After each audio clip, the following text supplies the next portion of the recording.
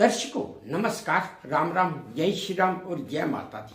मैं हूं अश्विनी मल्होत्रा और आप देख रहे हैं अपना पसंदीदा न्यूज चैनल जम्मू तर्कश। दर्शकों, छोटी छोटी मकड़ियां हम सब ने देखी हुई हैं और वो जाला बनाती हैं, वो भी हमने देखा हुआ है।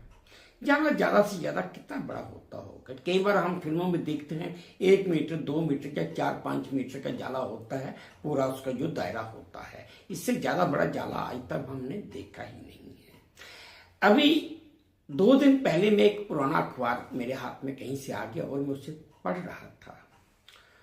उस अखबार में जो बताया गया, मैं वही जानकारी आज आप सबसे साझा कर रहा हूं। वैज्ञानिकों के हाथ में 1140 फीट का मकड़ियों का जाला आ गया और वैज्ञानिक खुद हैरान हो गए इतने बड़े जाले को देखकर। दरअसल वैज्ञानिकों ने अल्बानिया और ग्रीक सीमा पर एक अंधेरी गुफा में दुनिया में सबसे बड़ा मकड़ी का जाला खोज लिया और वैज्ञानिकों को हैरानी तो तब हुई कि जब उन्होंने उस जाले में 69,000 घरेलू मकड़ियां और 42,000 से ज्यादा बोनी बुनकर मकड़ियों को देखा कि ये तो इनकी पूरी एक कॉलोनी बनी हुई है, पूरा शहर बसा हुआ है। और जब उन्होंने उस जाले की पैमाइश की तो उसका डायामीटर 1140 यानी कि 1140 स्क्वायर फीट का निकला।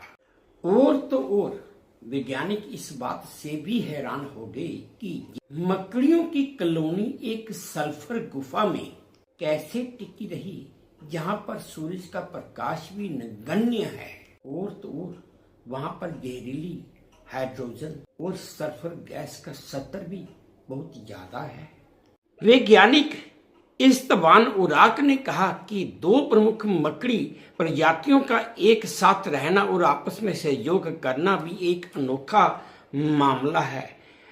आणविक आंकड़ों से ये भी पता चला कि गुफा के अंदर की मकड़ियां बाहर रहने वाले अपने रिश्तेदारों से भी आनुवांशिक रूप से भिन्न थी, यानी कि अलग थी। और इसका साफ मतलब है कि गुफा में रहने वाली मकड़ियों ने अपने आप को गुफा के अंदर के गंदे परिवेश में खुद को डाल लिया था। खैर दर्शकों, एक पुरानी कहावत भी है, जैसा देश वैसा देश।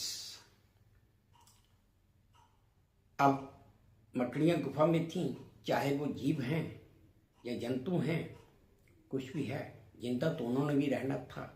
उन्होंने उसी परिवेश में अपने आप को डाल लिया था। लेकिन वैज्ञानिक अभी इसमें शोध कर रहे हैं कि 2 विभिन्न प्रजातियों की मकड़ियां इकट्ठी कैसे एक कॉलोनी में रह रही हैं और कैसे रह सकती हैं और कैसे इन्होंने रहना शुरू किया। क्योंकि वैज्ञानिकों का मानना है कि इतना बड़ा अनोखा संगम आज तक ना उन्होंने देखा, ना कहीं पढ़ा और ना ही कहीं सुना है। खैर दर्शकों, ये तो वैज्ञानिकों की बात है, वो आगे क्या करते हैं हम इसके बारे में कुछ नहीं कह सकते, क्योंकि यह हमारी जानकारी से तो बिल्कुल बाहर की बात है। ये थी दर्शकों एक छोटी सी जानकारी जो मेरे पास अल्बानिया और ग्रीक की सीमा से आई थी। मैंने आप सबके साथ साझा की, जो मैं कुछ दिन पुरानी एक अखबार जैसे मैंने आपको बताया उसमें पढ़ रहा था। उम्मीद करता हूँ आपको ठीक लगी होगी, अच्छी लगी होगी।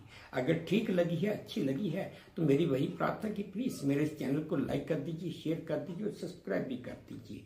और हाँ, अपने कमेंट्स मेरे कमेंट बॉक्स में जरूर डालिए ताकि मैं उन्हें भी ध्यान से पढ़ सकूं।